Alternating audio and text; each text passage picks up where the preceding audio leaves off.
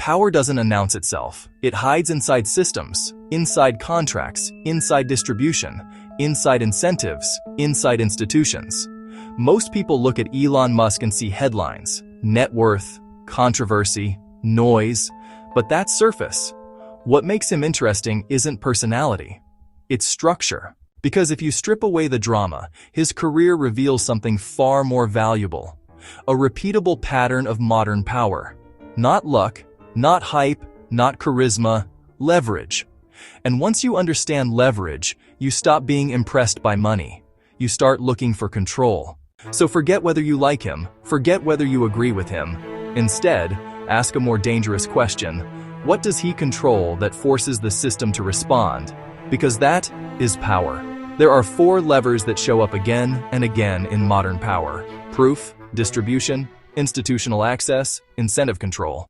If someone controls one, they gain leverage. If they control 2, they negotiate from strength. If they control 3, they influence an industry.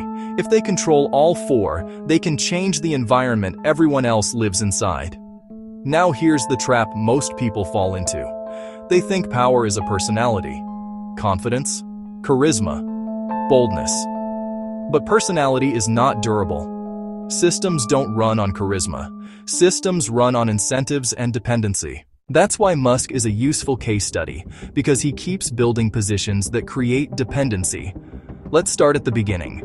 Not with rockets, not with Tesla, with proof. Lever 1. Proof. Systems don't reward ambition. They reward outcomes. Talent is invisible. Effort is invisible. Vision is invisible. Proof is visible. Proof is what survives skepticism. In the late 1990s, Musk co-founded Zip2. It was acquired by Compaq in 1999. People focus on the payout. But that wasn't the real shift. The real shift was validation. A major corporation wrote a check. That changes how the world treats you. Before proof, you are aspiring. After proof, you are credible. And credibility is not a compliment. It's a reduction of perceived risk. Institutions don't invest in passion. They invest in reduced uncertainty. That's the first lesson. Proof reduces uncertainty. Then came PayPal. Payments aren't just an app category. They're infrastructure. If money flows through you, you sit at a choke point. Choke points create dependency. Dependency creates bargaining power. When PayPal was acquired by eBay in 2002, Musk walked away with capital. But capital wasn't the power. Capital was compressed proof, stored credibility, stored optionality. Because proof gives you the ability to choose your next move. Now watch what he chose. Space.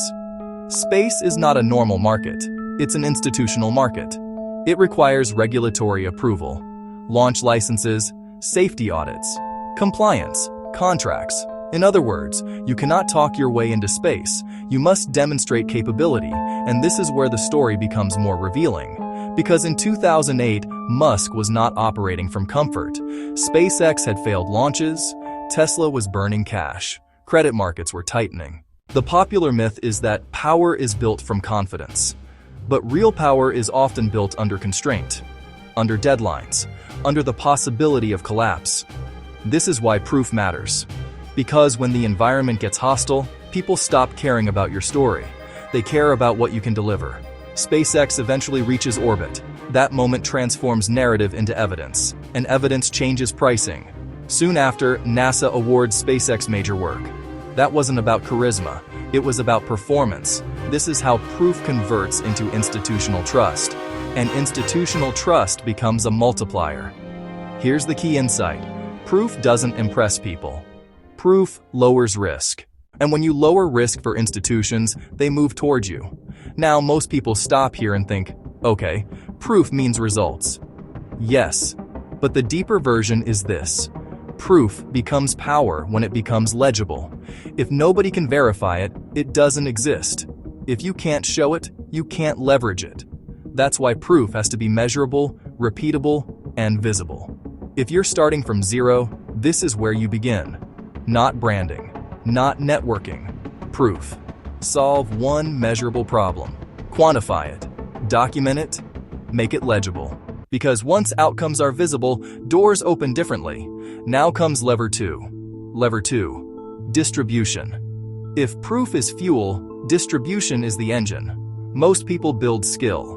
Few build reach. Distribution is not followers. It's access. It's your ability to move information, attention, and adoption without begging a gatekeeper. If someone can silence you instantly, you're renting your audience. If an editor decides whether you're visible, you don't own leverage. If a platform can throttle your reach overnight, your power is fragile. Musk's advantage is not universal approval. It's direct access to attention. That matters because attention buys real-world outcomes. Attention buys talent. Top engineers don't join what they've never heard of. Attention buys deal flow. Investors and partners move faster toward what feels inevitable. And attention buys negotiating leverage. Because when you can shift the conversation, other people have to factor you into their decisions. This is a hidden rule. Visibility changes bargaining power. But there's a second layer. Distribution isn't only social media. Distribution is also physical infrastructure. Logistics, supply chains, networks, platforms, pipelines. If you control where things flow, you don't persuade one person at a time. The system moves for you. Amazon built distribution through logistics. Apple built distribution through ecosystem control. In Musk's world, distribution shows up as attention, but also as infrastructure layers, like connectivity and networks. Different forms, same principle. Distribution makes your proof travel. Lever 3. Institutional access. The loudest people are not always the most powerful. Often, the most powerful move in a room is a signature. Contracts, procurement, regulatory clearance, government relationships. Institutional access is the difference between startup energy and structural influence.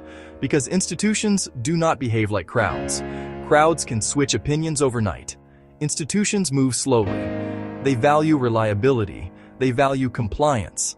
They value delivery inside strict constraints. And once an institution depends on you, your position becomes sticky. This is why SpaceX matters. SpaceX isn't powerful because rockets look cool. It's powerful because institutions can depend on it. Dependency is leverage. When a system cannot easily replace you, you gain durability. Durable power is not loud, it's embedded, and embedded power survives cycles. This is where many ambitious people fail. They try to win public opinion. Instead of entering rooms, rooms decide budgets. Budgets decide scale. Scale decides influence. And access decides whether you even get to compete. Now the final lever. The most subtle. The most powerful. Lever 4. Incentive control. Systems move because incentives change. Not because someone gives a speech. Incentives are the invisible steering wheel.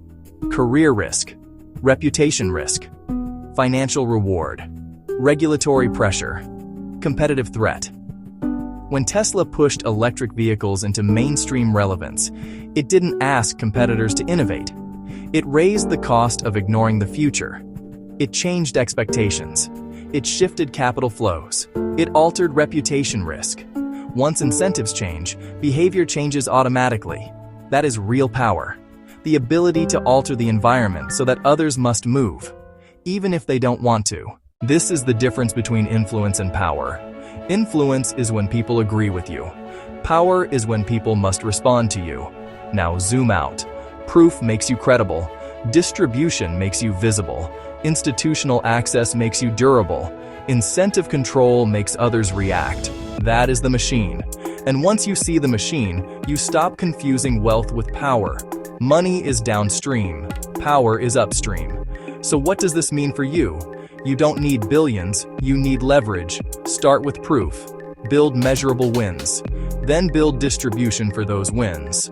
As proof becomes public, access becomes possible. As access grows, incentives can shift. And when incentives shift, you negotiate from strength. Power is not loud confidence. Power is quiet leverage. Now here is the simplest way to remember it. Proof is credibility.